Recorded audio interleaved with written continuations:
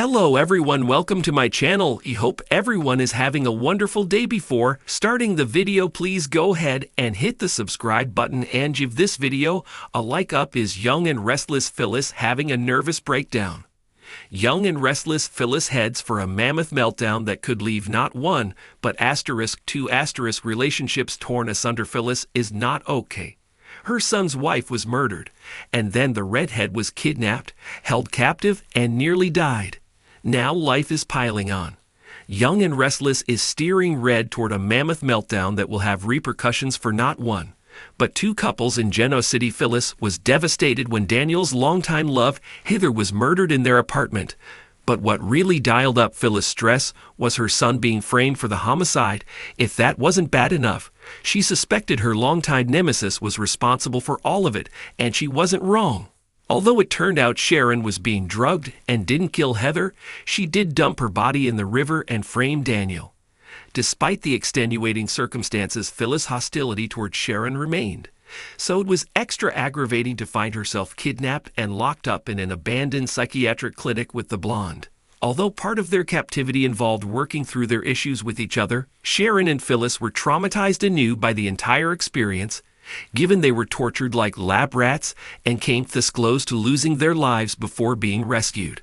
While Sharon might have been the most likely candidate to come out of it all with major mental strain, instead it's been Phyllis who has visibly struggled.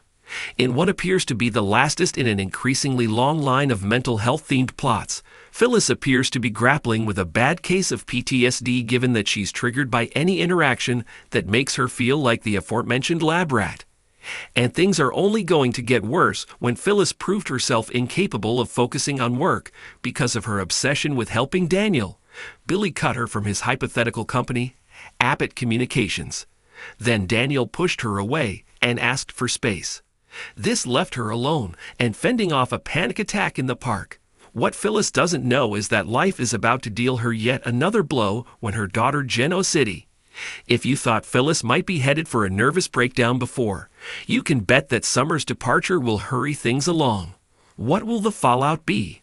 Well, it's not looking good on two fronts. Nick and Sharon will soon return from their trip to London to visit Noah, and whether they've ruined it off-screen remains to be seen. But given how they were dancing around the idea of getting back together before they left, it's a definite possibility.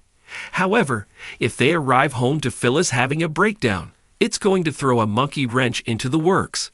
Rather than focusing on romance, they'll be catapulted into a scenario where one or both of them need to support the redhead. Despite their newly forged truce, Sharon is sure to be none too pleased if Nick throws himself into his customary hero role for Phyllis.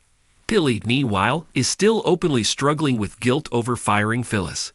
Despite doing the best thing for his company, it clearly didn't sit well in his conscience. Should Phyllis have a full-blown nervous breakdown, the guy is going to feel terrible and will feel obligated to be there for her.